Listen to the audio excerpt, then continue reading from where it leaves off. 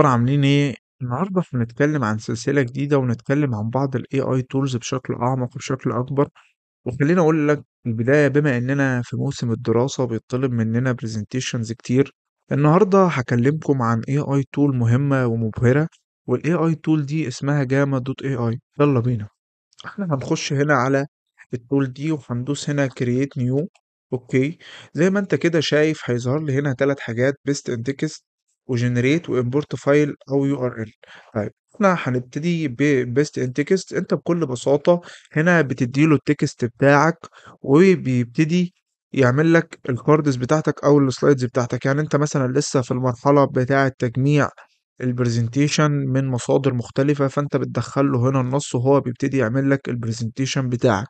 أوكي، وهندوس هنا back وهنخش بقى على العميقة والمهمة جدًا اللي هي generate. خلّيني أقول لك إن generate بone line prompt أنت بتقدر تعمل الpresentation بتاعك، وفعلًا هي مبهرة. فأنا هادوس هنا generate زي ما أنت كده شايف. أنا مثلًا هاطلب منه إن هو يعمل لي presentation about notion tool. أوكي.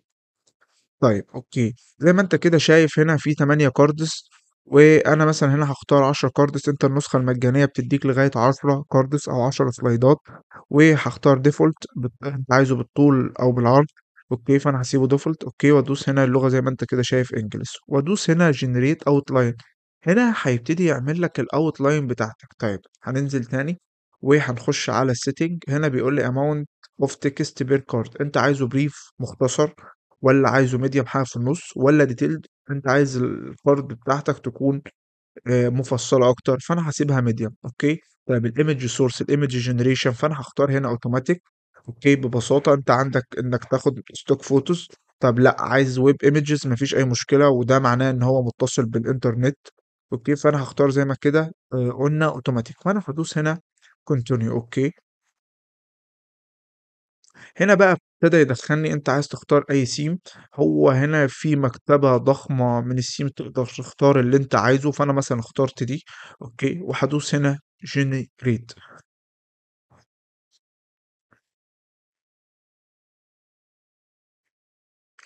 زي ما أنت كده شايف هو هنا ابتدى يعمل لي الpresentation بتاعي ما فيش أي مشكلة خالص. أنا هنا مش مصرّح، هو بيعمله، هو فعلًا عمله في ثواني معدودة زي ما أنت كده شايف. طيب أنا مثلًا عايز أضيف card زيادة، ما فيش أي مشكلة، فأنا هادوس هنا add card with AI. أوكي، فأنا مثلًا هنا هاقول له إن أنا عايز road map for learning notion. أوكي، ما فيش أي مشكلة. طب أنت عايز بقى الtemplate بتاعتك تكون شكلها إيه؟ فأنا مثلًا هاختار magic هاسيبها زي ما هي، ما فيش مشكلة. هيبتدي هنا يعمل لي الcard بتاعي ما فيش أي مشكلة. طب أنت عايز تعدّل هنا على الoutline ده، العنوان ده، ما فيش أي مشكلة، تقدر عادي تعدّل عليه، تقدر تعدّل في اللون برضه ما فيش أي مشكلة. طب أنت عايز هنا مثلًا في الlayout ده. أوكي، تعدّل مش عايزه مثلًا timeline، أنا عايزه مثلًا icon with text ما فيش أي مشكلة، هيعمل لك icon with text. طب عايزه ممكن نشوف برضه حاجة تاني هنا. ممكن نشوف أرز، ما فيش أي مشكلة زي ما أنت كده شايف عملوا أرز. الموضوع بيبقى فيه سلاسة وبساطة، ما فيش أي مشكلة خالص. تقدر تعدِّل في النص بتاعك برضه زي ما قُلت لك، ما فيش أي مشكلة. مثلًا أنت هنا الصورة دي مش عاجباك، فأوكي، فأنت هتعمل مثلًا enhance الprompt بتاع الصورة دي. أوكي، ما فيش أي مشكلة خالص. وهتدوس هنا هو عمل لك prompt جديد، هتدوس هنا generate. طب أنت الصورة دي عايزها مثلًا في هنا flux زي ما أنت كده شايف، عايزها من imagen 3 برضه، ما فيش أي مشكلة. فأنا هاسيبها زي ما هي، مثلًا خلّينا نقول model flux. أوكي، وادوس هنا generate ابتدى هو يcreate لي الصورة بتاعتي. طيب أنت مش عايز AI images أصلًا، عايز مثلًا تاخد صورة من على النت، ما فيش أي مشكلة، ممكن برضه تدوس web image search ما فيش أي مشكلة خالص. الموضوع سلس وبسيط. فأنا ممكن مثلًا هاختار من web image. أوكي، فأنا ممكن أختار الصورة دي، ما فيش أي مشكلة خالص. الموضوع بسيط جدًا. أوكي. طيب ممكن ممكن ايه تاني زي ما احنا قلنا ان احنا ممكن عادي نعدل عليه. ممكن برضو ان احنا نعمل انهانس، مفيش اي مشكلة نimprove الرايتنج. على كده نشوف مع بعض. هو هنا بيعمل انهانس ده ببساطة. اوكي، يعني في اوبشنز كتير انت تقدر آه تشتغل عليها. وهو هنا بيقول لك خلاص ان هو تمام improved.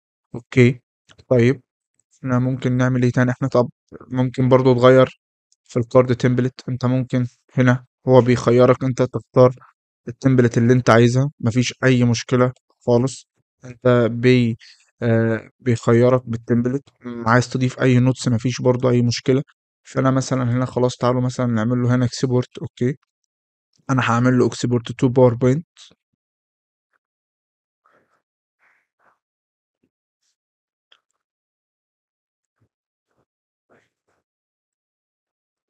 وهو هنا عمل اكسبورت، فانا هدوس هنا كرييت. احنا زي ما انت كده شايف هنا دخلنا عليه ونقدر طبعا زي ما انت كده شايف. طب احنا عايزين نشيل العلامة المائية دي مفيش مشكلة، فاحنا هنخش على ديزاين وبعد كده نخش على فورمات باك جراوند وهندوس هايد باك جراوند جرافيكس وهندوس ابلاي تو اول.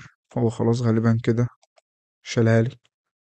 وهنا وهنا بقى هنخش على الخاصية التالتة اللي هي import فايل او يو ار ال.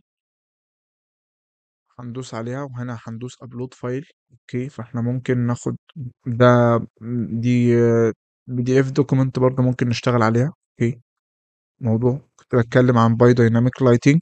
اوكي، فهو هنا زي ما انتوا كده شايفين هو هنا بيحمل، مفيش اي مشكلة. هو كده زي ما انت كده شايف هو حمل، فاحنا هندوس هنا كونتينيو.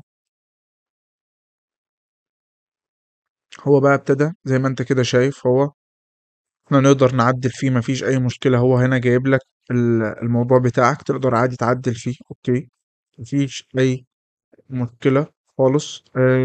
احنا ممكن نسيب زي ما هو كده نفس الاعدادات مفيش اي مشكلة. وفي هنا فريدم كارد باي كارد، في ان هو هنا بيحطهم لك كلهم في كارد واحد وانت بقى توزع على باقي الكاردز. يعني انت اللي ترتب البرزنتيشن بتاعك، لكن انا هخليه هو اللي يعمله لي مفيش مشكلة. فانا هدوس هنا كونتينيو.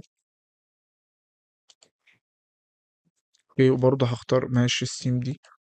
هدوس هنا جنريت. زي ما انت كده شايف هو ابتدى برضه يعمل لي البرزنتيشن بتاعي، عمله لي في ثواني. وبرضه زي ما قلت لك ان انا برضه اقدر اعدل عليه مفيش اي مشكلة خالص. واحنا ممكن هنا برضه نشوفه مع بعض. واتمنى ان الفيديو يكون عجبكم. بس كده.